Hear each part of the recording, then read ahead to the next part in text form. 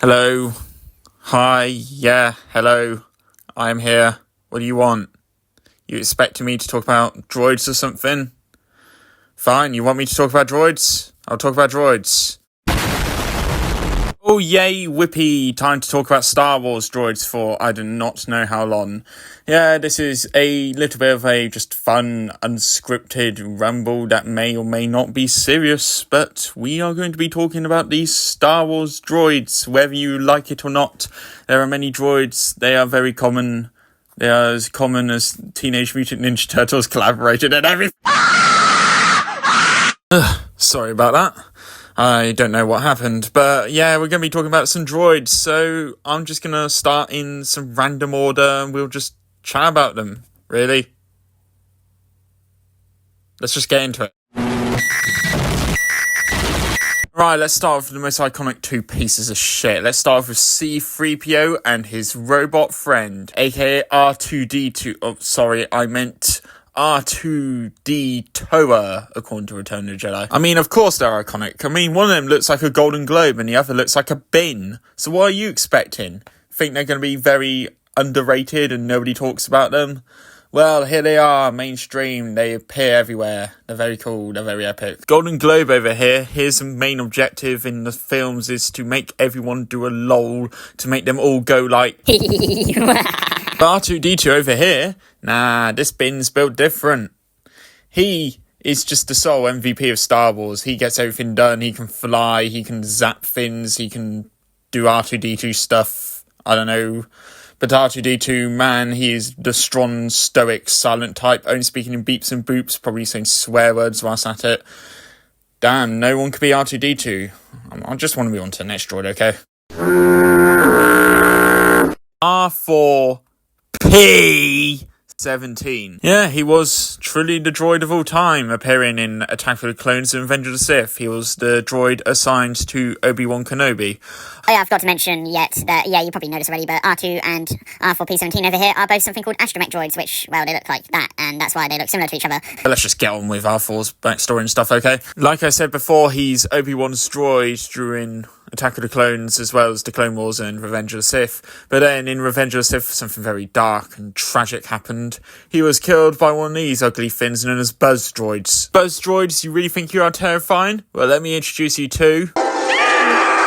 So what buzz droids are basically meant to do is that they are like little droids launched by separatist ships, which attach onto enemy Republic ships, and they target the astromech droid. And what do? They chop off the droid's head and leaving them exposed and dead.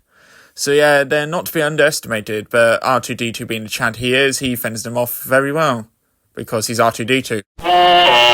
R4G9... You are always just the better R4P17, and I wish you got used a lot more. Oh, brother, this guy stinks! Now, I know your exact face. I know exactly what you're thinking. Huh? Who's this? Who's this R4G9? Well, he briefly appears in Revenge of the Sith as Obi-Wan's replacement droid, and the most notable thing he does is pretend to leave Utapau with Obi-Wan's ship so that Obi-Wan can sneak attack General Grievous. This is so cool! Why didn't they use more of this? Why? Why did they not use any more of it?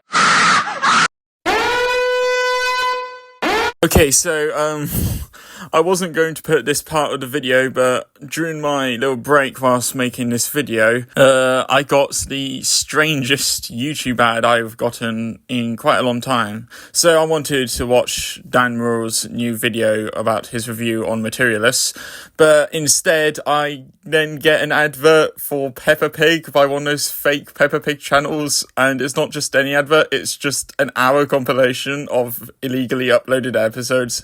Illegally, I'm not sure if it's the real channel or not, but I got that as a literal hour-long advert. I'm not kidding, these are the images.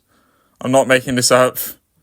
Right, let's go talk about K2SO. K2SO is the greatest droid of all time, and I will not take a no for an answer. This droid This droid single-handedly carries the entirety of Rogue One, and that is not even an exaggeration. He is just that good in the role of K2SO. Alan over here, I've got to give all my thanks to just making K2SO work. Anyways, moving on, K2SO is a very interesting droid. This was actually a hacked Imperial security droid, and has now been turned into a Rebel Alliance friend. Oh, and these kind of droids, they're powerful, right? They can stand bullet fire like it's nothing, and they're extremely tall, and they can grab people and toss them all around a bit. I mean, look at that scene from Andor, the Gorman Massacre.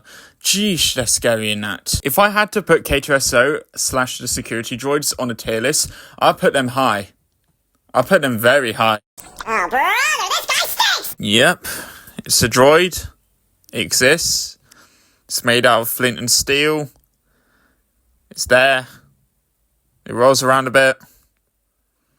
It really wants to copy R2. Okay, BB-8 is just a really uninteresting droid for me, okay? Yeah, sure, he might be a bit cute, might roll around a bit, might do the weird thumbs up thing, but to be honest, BB-8 just felt like a really inferior and lazy copy and pasted R2-D2 for me. I'm instead going to talk about the droid you've been seeing all video, which is BD-1. Yeah, this little buddy right here is very epic. I absolutely adore BD-1. He plays such a crucial role in Jedi Fallen Order, and I really enjoy the mystery of trying to unlock his past memories of Eno Cordova. And the best thing about BD-1 is that they subtitle his beeps. Hooray!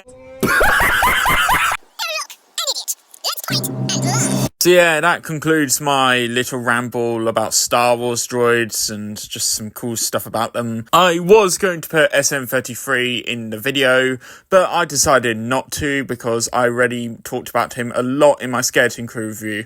I don't really have anything else to say other than the fact that if we get to 500 subscribers, I will sing the entirety of Dogadoo. Goodbye.